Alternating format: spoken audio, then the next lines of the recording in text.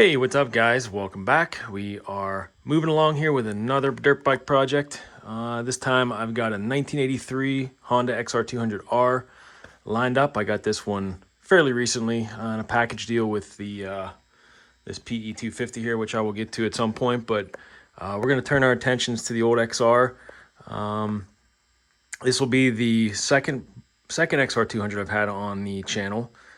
First one was the 2002 last year that needed a new valves. I just did a whole top end on it just because it dropped the valve, and we got that taken care of. Sold that bike at right before last year's Mid-Ohio event. So it's been almost a year now since I've had an XR200. This one here is pretty much complete for an 83. Usually you don't find them with the headlights and stuff on them. It is missing a speedo, which I believe is supposed to go up top there.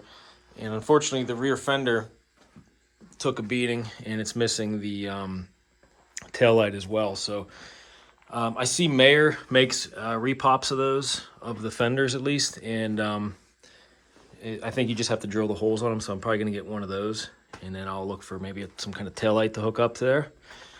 But not really important at the moment. First thing first is we're going to make sure we can get this thing to run. This one's just got the regular old 2-valve single carb version of the XR200. I think in 84 and 85, or maybe just one of those years, they made the dual carb version, I think with 4 valves, and those were a little less reliable, so Honda went back to these in 86 or 87, I think. So it's got the better of the two engines, I think, for in terms of reliability. So that's good. This engine does turn over, and it feels like it's got pretty decent compression just by hand. Oh yeah, it's got really good compression there. So that's promising. The previous owner, when I picked this up, said that he had not run this for a couple years. I guess it was sitting up at their camp. So I'm sure there's going to be some gunk in the carburetor. It's going to need to be gone through. It's got the plastic tank, which is nice. Don't have to deal with rust. We got worn out fork boots up front, which I can replace pretty easily. It doesn't look like it's leaking any fork oil, which is good. We'll check all that out though. Looks like they had dropped these down quite a bit. I think this is the spot where they're supposed to be, and they dropped it down probably for a shorter rider or something at one point. It's got the old school bark busters on there. Looks like aftermarket handlebars. Throttle is not stuck. Front brake feels like it's a little stiff. So either the cable's messed up or the drum down here is gummed up. We'll address all that. Clutch seems to work. A little stiff too, but that works. Let's see, what do we got here? Looks like it was last registered for use in 2004 on some national forest trails. Looks like there's a kill button, but nothing's hooked up to it. So I'm assuming they were just stalling it out whenever they'd have to turn it off. It's got the ProLink rear suspension on it, which is cool. This is like the longer travel suspension, which I think that they used this through 87 to 91, I think, or 90 maybe.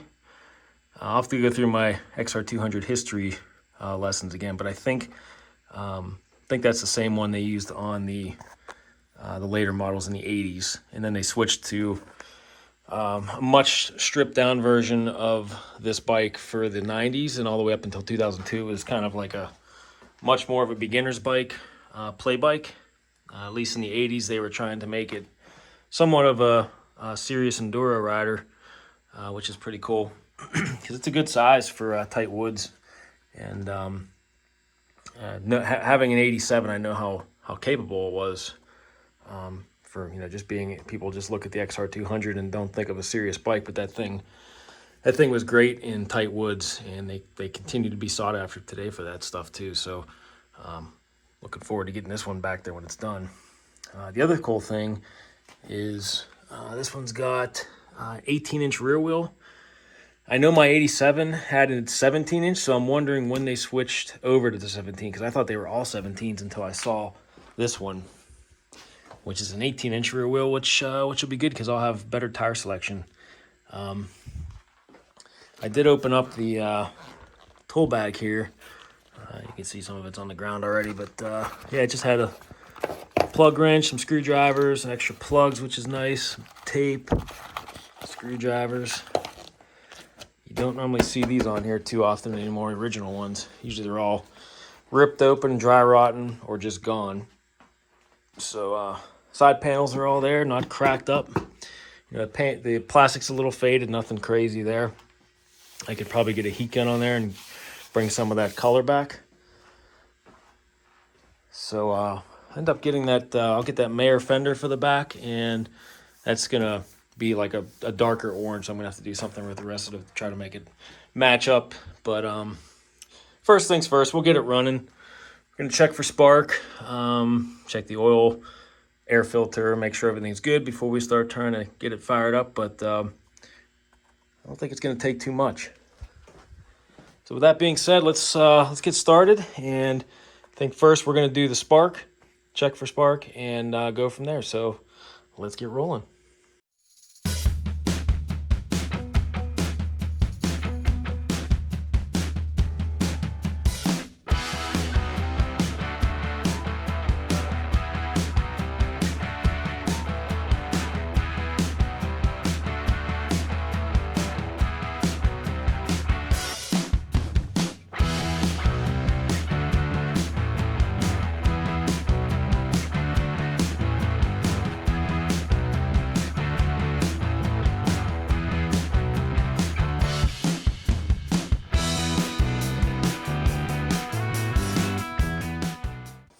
Start getting the plug out, getting some oil down that spark plug hole because I don't know how long this has been sitting, and get a little lubrication on those rings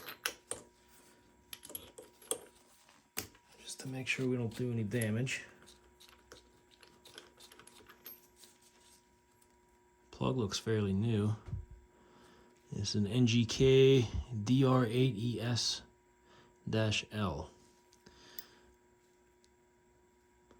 Looks like it might have been running a little bit rich. Not too bad though. Let's get some oil down that plug hole. Put some 10W40 down there.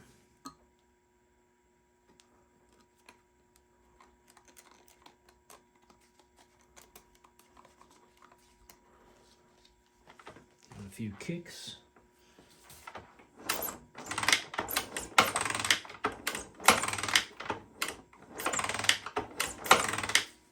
Okay. All right, I'm going to hook the plug back up here and we're going to see if we get any spark.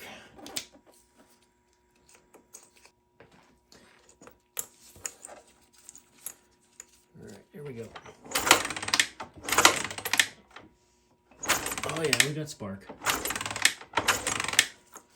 Not sure if you can see it on the camera, but we got spark. All right. Throw that back in here for now. So that's good. Usually that's the hardest part, is getting them to spark. We're trying to find out why they're not sparking if they're not. All right, next I'm going to get the seat off, get to the airbox. Looks like we just got 2 screws on either end here that need to pop off, and I think the seat will probably slide backwards and up. Looks like they got bolts on the inside here too, on either side. I thought it was just coming from the outside holding it in, but apparently not. I can't believe I forgot the actual airbox cover is on the side here, so I didn't have to take the seat off, but at least get a look at the condition of the seat cover, which I might have to replace on here, which I'm probably going to try to replace. The foam is popping out of there, and unfortunately it was just that one corner, because everywhere else the cover is actually in pretty good shape.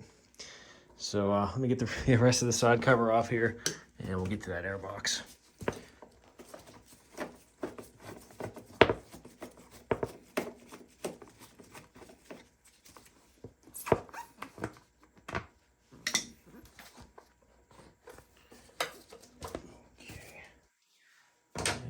We got 3 more to take off here.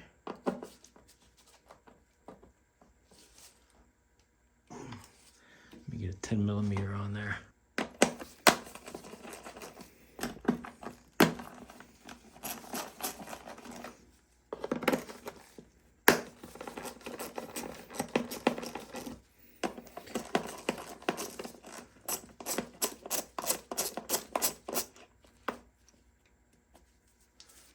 Hopefully we don't have any little mice nests in here. Seems like they always like to go to the air boxes. Ooh, yeah, we got a little bit of a nest in there, I think.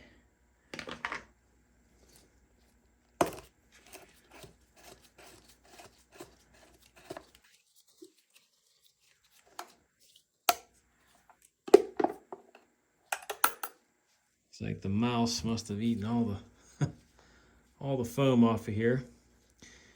That's just completely gone and disintegrating as you touch it. So that's an interesting foam holder they had on here too.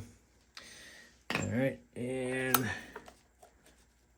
here's the nest.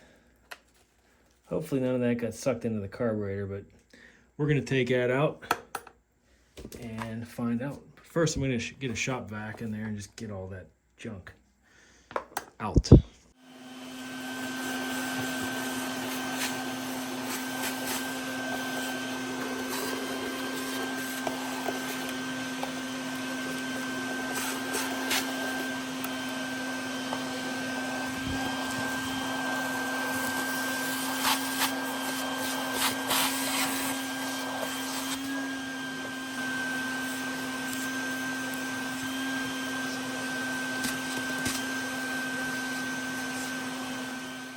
And next I'm going to get the carburetor off, but I'm going to get this side panel out of the way first just to give me some more access to the boot band here, and maybe some more room to pull it off.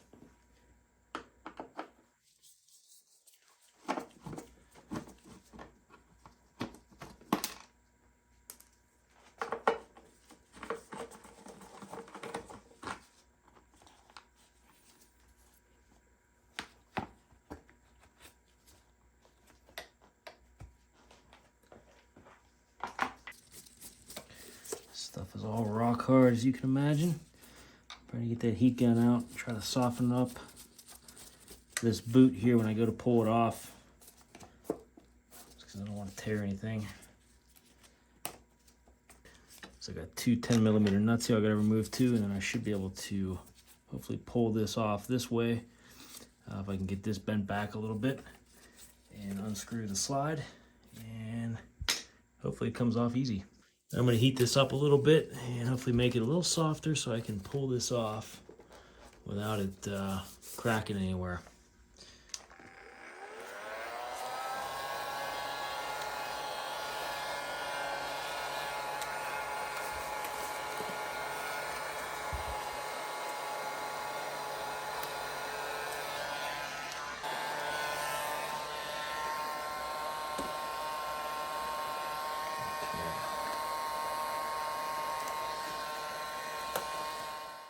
Probably helps them if I got the fuel line up out of the way.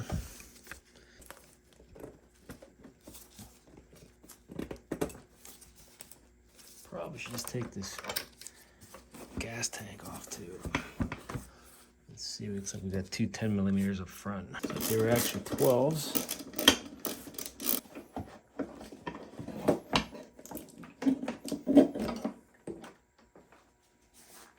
Alright, much better access to that carburetor now. Get this slide loose.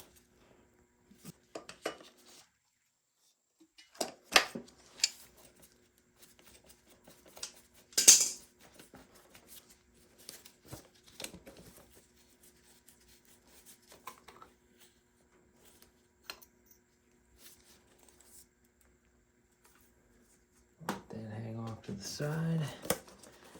Hopefully this should just pop right off. Sheesh. I have to remember how that wiggled its way out of here. I gotta put this back in. That's gonna be fun. Jeez, oh man. Okay. be an overflow. That's for the vent that we lost.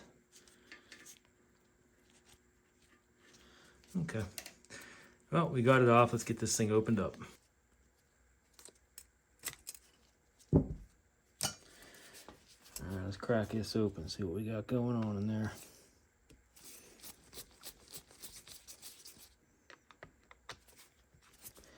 Maybe we'll get lucky. It didn't seem like there was a whole lot of fuel in the gas tank, so maybe they drained it before they parked it.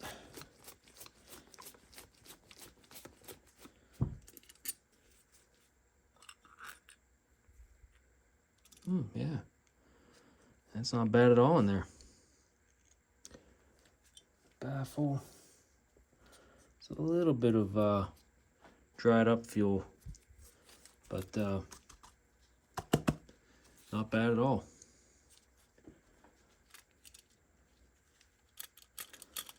Float valve is not stuck. That's good. Still gonna tear it all down. I'll probably throw it in the ultrasonic, just for good measure.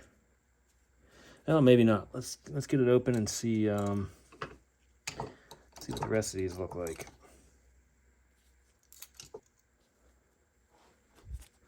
Pilot is looks like a 35. And those holes are open.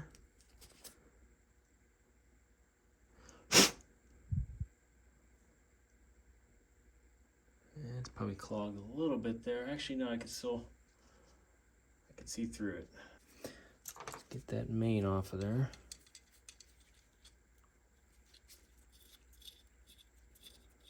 Main jet is it's like a 138 or 136. Yep, that's an 8, 138. 138, okay.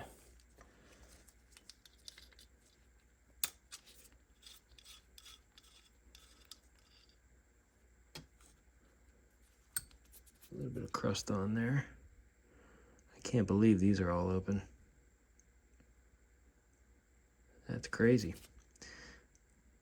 Okay, so maybe we won't have to throw it in the ultrasonic. We could just get away with some carb cleaner on there. Just get rid of that the crusty residue that's left over. And let's double check this float valve. Got the rubber tip on it still.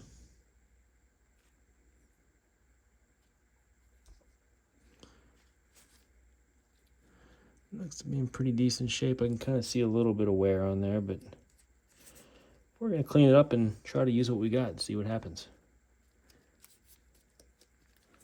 And then we got the fuel screw here. Let me see how many turns out we are by going in. So we got, oh, it's kind of frozen. It's a little bit frozen in place.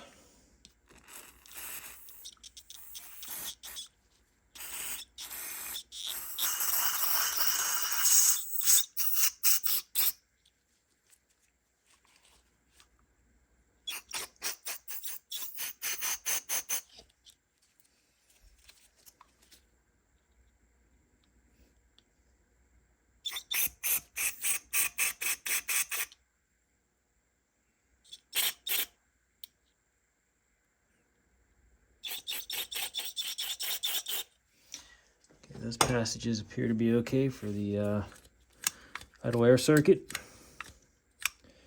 Choke is working all right.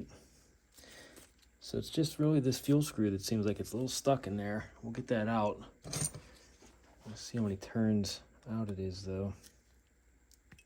Okay, there we go. All right, so we got 1, 2, 2.5. So 2.5 turns from full lock in. Get that out of there.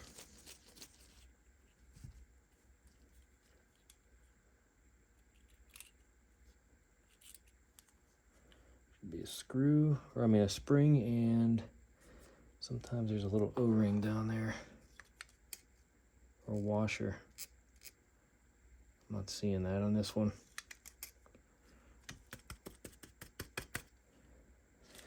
I'll have to look at a parts diagram, but I don't think there's a washer down there in this one.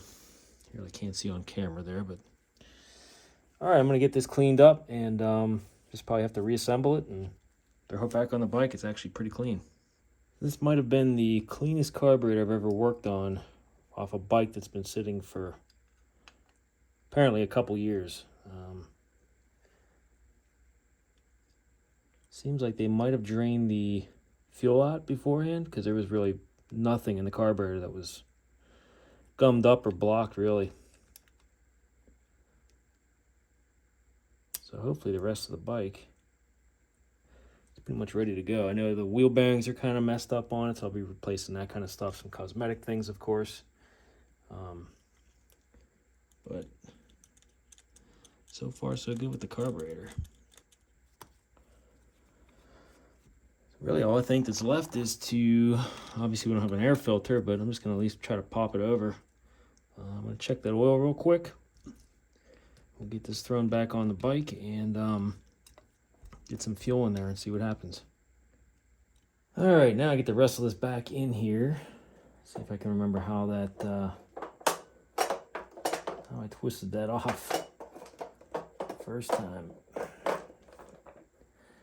It's got to go in there one way. Okay, that's promising.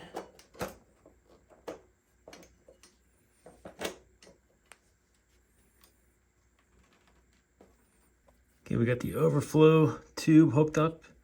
Honda made these nice little attachments to the crankcase breather. It's got a little spot for the hose there. It's got a little spot up here for the breather tube, which hooks into the frame, just like kind of snaps into place, which is cool. They also got a little spot for the throttle cable right on the top tube on the frame, which is kind of cool, where it sits underneath the fuel tank, so it doesn't get all bound up. So they thought of everything there.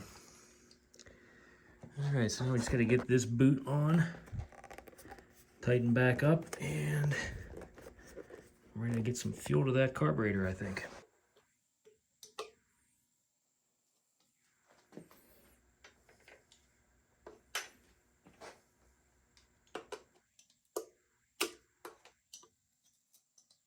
Now we got the carburetor on, buttoned up, tightened down, ready to go. Before I start to fire anything up, though, I want to get a look at this oil level. And probably end up just draining this out of here. See what it looks like though first. And we got a little bit on the dipstick. Not a whole lot. Let me get this up straight.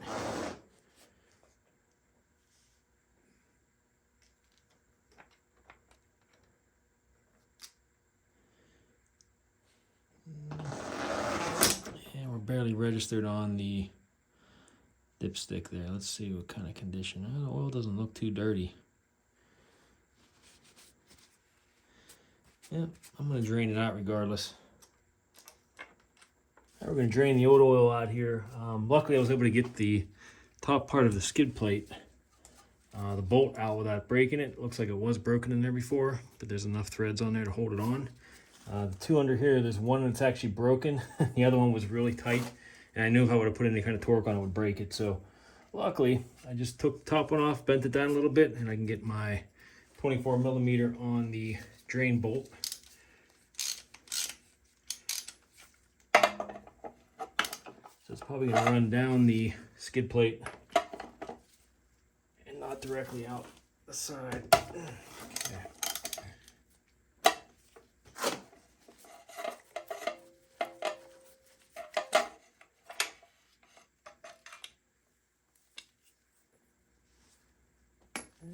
Okay.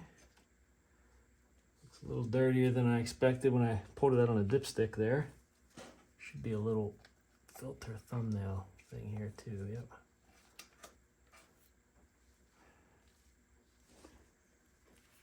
We'll get that all cleaned up. Looks pretty clean though. There's no big chunks or anything in there, which is good. I'll let that drain out. Get some fresh oil in there. And I think we're about ready to start it up. I'm going to fill this back up with a quart of Honda GN4 10W40.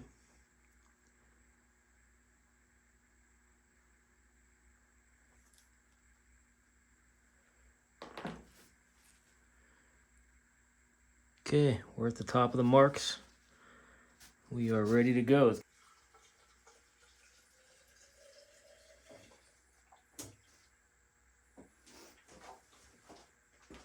All right, we got the IV hooked up. And we're going to turn it on here. We're going to see if we get any leaks anywhere. So, here we go. Okay, got fuel going down.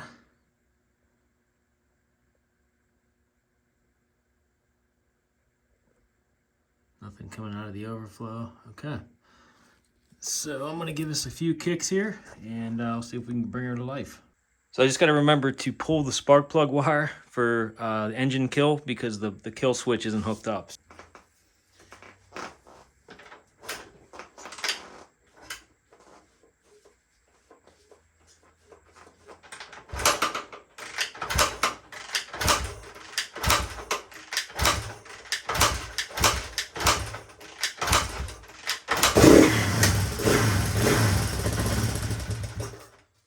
Wow, that easy.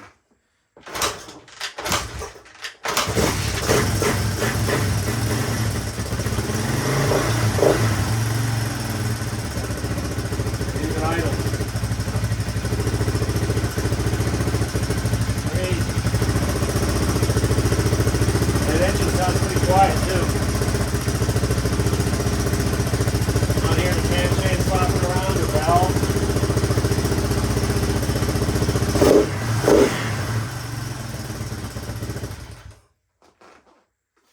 Sweet.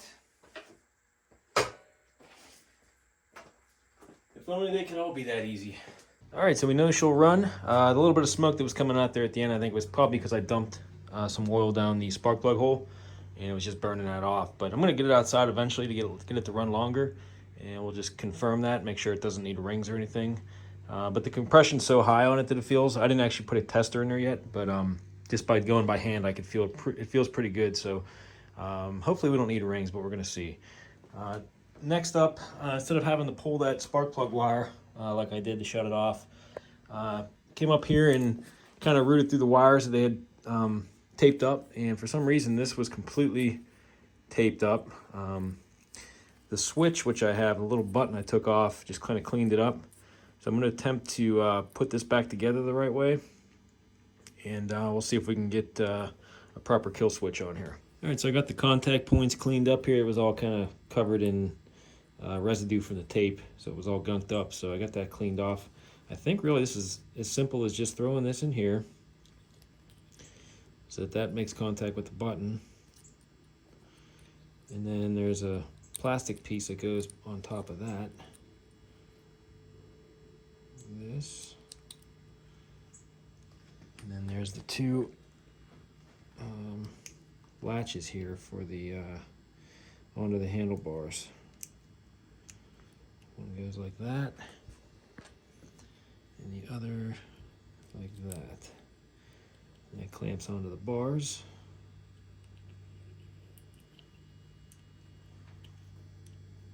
Like that. And I think this one just grounds out right here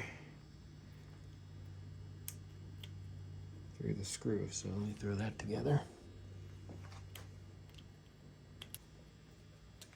Okay, I think that's how that works. So I'm going to test that theory. We'll just hold this button down, give it a couple kicks, and we'll see if we have spark. Okay, we got the plug out again right here, and I'm going to kick it over without hitting the button. So we got spark.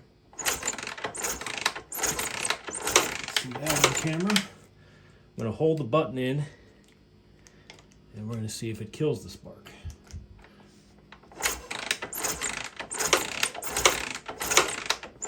Okay. Button is in. No spark. I'm going to let it go.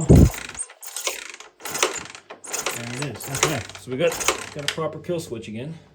Also, while it was running, I noticed the headlight wasn't working, so took the bulb out, and it looks like it's a little bit dead.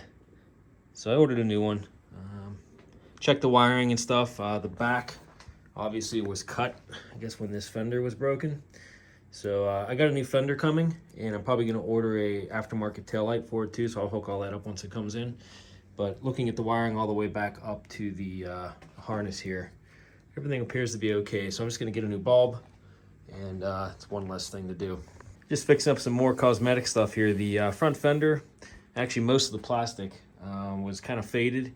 You can see here, this is like a sun bleached orange, and then you got down here, it's a little bit darker. So I was able to bring that color back by using a heat gun on that, just slowly going over this until you see it kind of melt on the surface, and you just pull away real quick, and you just kind of go across back and forth. I'm going to try to demonstrate it a little bit for you, see if it shows up on camera, but it's kind of something you do that I've learned, like trial and error. I practice on the rear fender a little bit just because it's ruined anyway, just to see how it would take. And I should have done it before and after on this, because this turned out a lot darker orange than it was originally. So just kind of doing it slowly up on the front here, and I'm going to try to demonstrate it for you here. I kind of go over this slow, and I'll start up here so you can see a clear difference between the two, but kind of get close. And you got to hold it there a little bit. You'll see the color almost turn wet. It almost looks like it got wet here. You'll see how that turns? And just kind of go. I don't want to hold it there too long, obviously, because you'll melt it.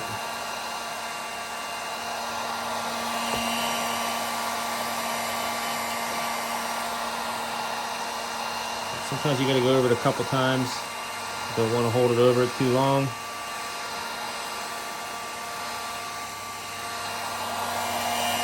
And it doesn't bring it back to obviously like showroom new condition, but it's way better than the faded way that it was.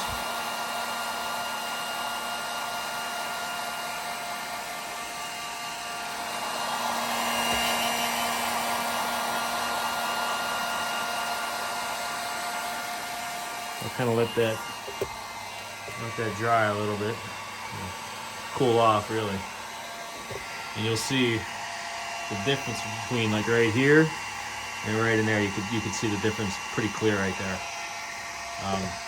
So I'm just going to do that with the rest of the fender.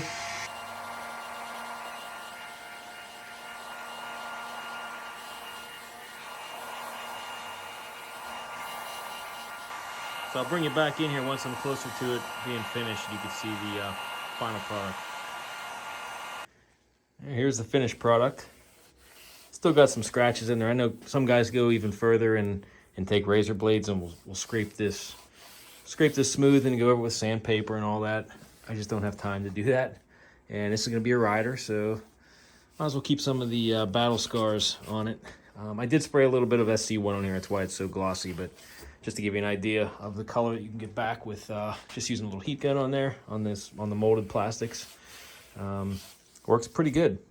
I also did the back part of the fender here too. And it's not perfect by any means, but definitely an improvement over the sun-bleached plastic. And while we were finishing that up, the rear fender was actually just delivered. I just threw that on real quick. Didn't actually drill the holes yet for the where it'll bolt into the frame. Right here, actually. You gotta drill 2 holes on either side, and I think that's really all there is for it, is those 2. So I got a tail light that's gonna be coming too. I'll be drilling 2 more holes here to mount that. That looks pretty good. Got the exhaust painted real quick. There's kind of some bubbling going on here. I might have to redo that, but it's a rider. I'm probably just gonna leave it be. It's gonna get completely caked with dirt anyway. So also the air filter came in. So I'm gonna get this oiled up and onto the cage. We'll put it back in here. And then I think it's ready to get it outside to let it run a little bit, maybe run it up and down the road, make sure it shifts. And then I'm still waiting for rear wheel bearings, as you can see there's a lot of play there. I don't know if you can hear it. Probably can't see it moving too much on camera, but believe me, there's play. So that's gonna get replaced, probably get a new rear tire on here. And then it's ready for a first real ride in the woods, I think. So let's get this oiled up, and we'll get it in the bike, get the bike outside, maybe up and down the road a little bit.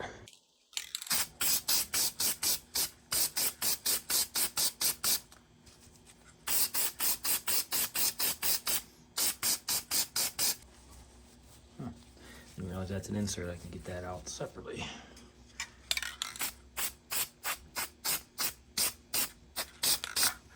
Okay, we got our filter on the cage. We're ready to put it back in the airbox here. Just gotta get this lined up. Get ready for the cover up next. Okay.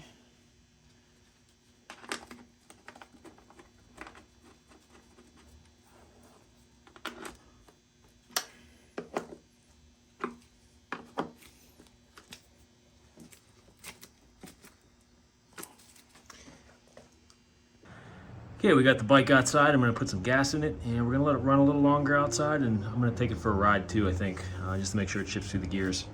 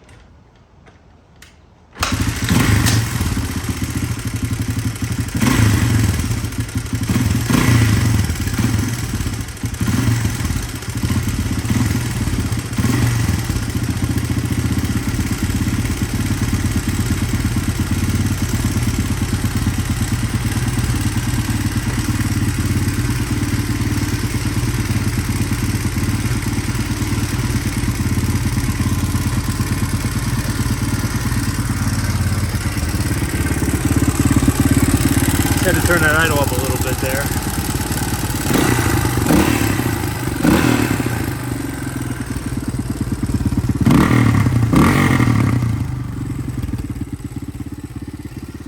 No smoke.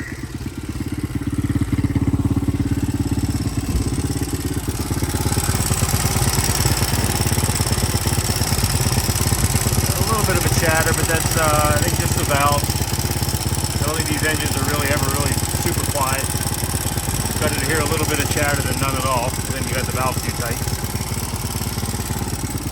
So I think I'm going to take it for a ride.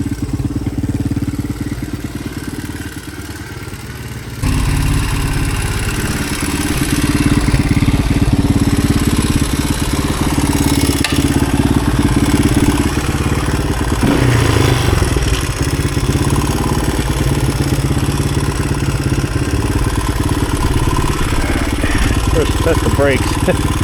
Yeah, we got brakes.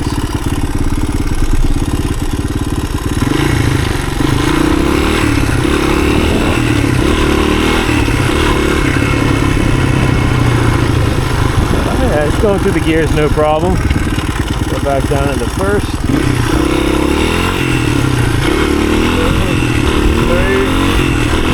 4, 5. Clutch is flipping a little bit. 6. Yeah, this is 6-speed.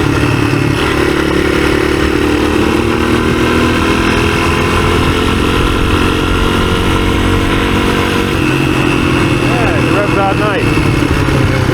All right, so we're gonna go with that.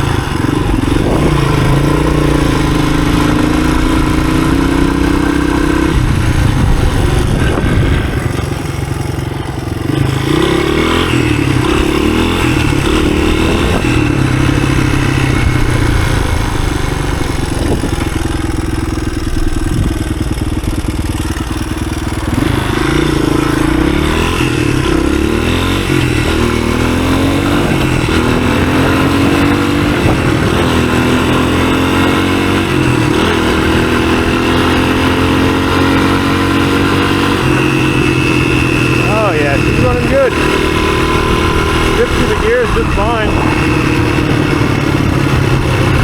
little tweaking on this thing, and you're ready for the woods.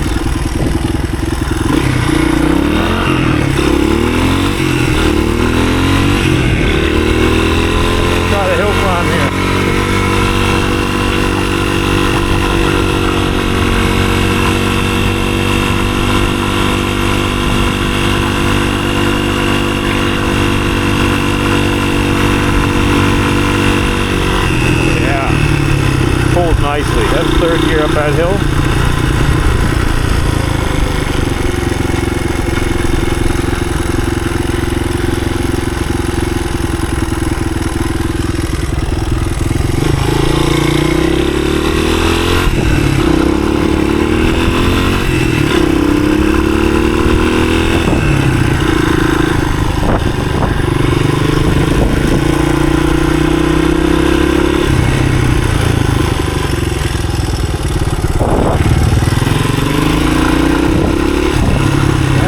That nice running bike.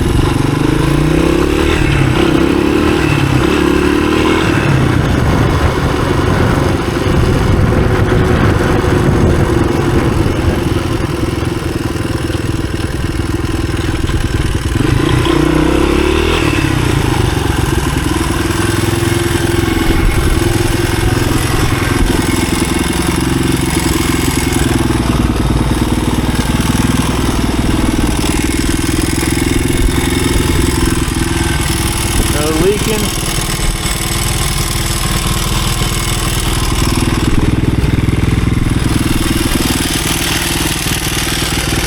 Alright, that's what I like to see. Alright, just getting back from the first ride up and down the road, making sure everything runs good, shifts good, up and down through the gears, no problem. And as you've seen, it runs pretty flawless, I must say. So really all that's left is I'm going to put a new rear tire on this and get the rear wheel bearings in there once they come in. Probably get chain and sprockets, I think, down the road. These don't look too bad. So I might just clean that up, degrease it pretty good, and just assess it again. But they don't look that bad, so I might run those. And I think that's pretty much it. Oh, I'm waiting for the headlight bulb to come in here too. So that's just kind of out. And the tail light. So nothing that's keeping me from riding it really. But just to finish it off. So I'm contemplating doing the vintage hair scrambles event with it out at Mid-Ohio this year. I got to check in to see what last day registration is, what class I'd be in, all that stuff. I've actually never done it. But it's kind of funny because the last hair scramble that I did was, well, it was on my XR400 probably like 20 years ago, over 20 years ago now. But before that, I used to run my 87 XR200 on a bunch of hair scrambles out here in the Northeast. And probably have maybe 8 or 9 under my belt, I'd say, with that bike. So it'll be kind of going back to my late teen years. I was probably 17, 18, I think, when I ran that bike back then on the hair scrambles. So it'll be kind of cool to maybe take this one too and revisit the late 90s again. So thanks for sticking with me if you're still watching. I think the next video, like I said, I'm going to be putting those parts on, but I'm also going to get it in the woods. So I'm going to get a proper woods ride with this so you can really see how it performs back on my trails. So stay tuned for that. Make sure you hit the like, subscribe, and the bell for notifications to get alerted whenever I put that out. So stay tuned, guys, and we'll see you in the next video. Thanks for watching.